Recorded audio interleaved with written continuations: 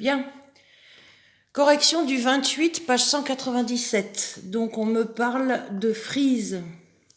Une frise, on a vu dans le cahier de leçons que c'était un motif reproduit plusieurs fois dans une seule direction. Donc l'élève qui dirait que ça c'est le motif. C'est pas possible parce que si on le reproduit 1, 2, 3, 4 fois dans une direction, il va nous manquer toute cette partie de dessin. Donc quand on me dit dessiner un motif qui permet de construire cette frise, en fait on est obligé de dessiner tout ça.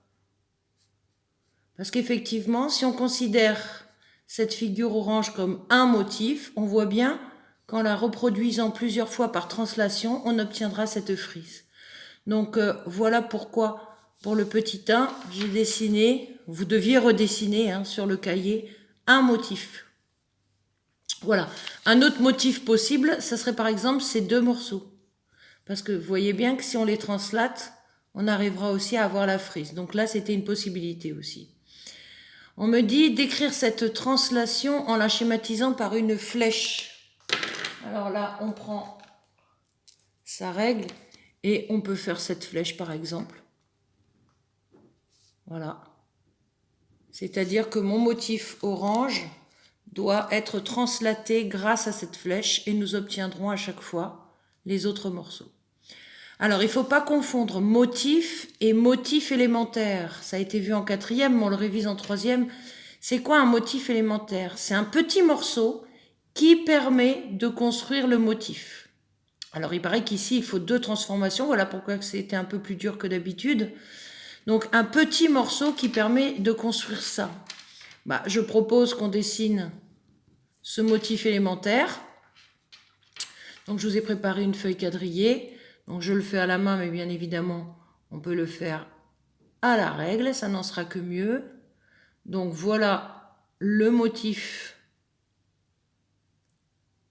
élémentaire. Donc, on assure, on explique que ça, c'est le motif élémentaire, c'est-à-dire le petit morceau qui va permettre, grâce à 2 transformations, de trouver le motif du haut. Alors, lesquels? Eh bien, on peut bien évidemment faire une symétrie axiale. Voilà l'axe. Donc, miroir. Vous allez vous retrouver avec, que je ne me trompe pas, mince, je me suis trompée.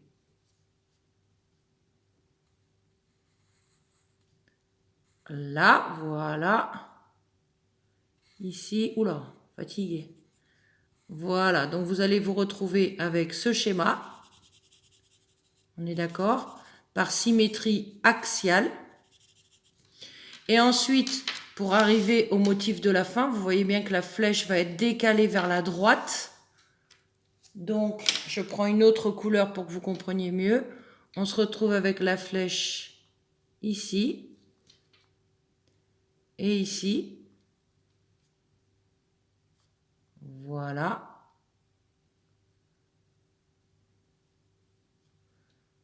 Tac, tac, tac et tac. Voilà, donc ça c'est la flèche finale. Donc rouge et noir, ça me fait le motif. Rouge, c'était le motif élémentaire. Et il faut que j'explique les 2 transformations. Donc il y a eu d'abord une symétrie axiale d'axe D par exemple. Vous dites bien, ici nous avons la droite D. Et ensuite, il y a une translation. Il faudra dessiner la flèche qui transforme, par exemple, A en B. Et on montre bien que A, il est ici, et B, il est ici. Et vous avez votre vecteur, comme on dira au lycée, de translation. Donc voilà pour la question numéro 2. Motif élémentaire, le voilà. Premièrement, symétrie axiale. Deuxièmement, translation. Et grâce à ces 2 transformations faites l'une après l'autre, on arrive à avoir le motif de cette frise, rouge, noir. Voilà pour le numéro 28, page 197.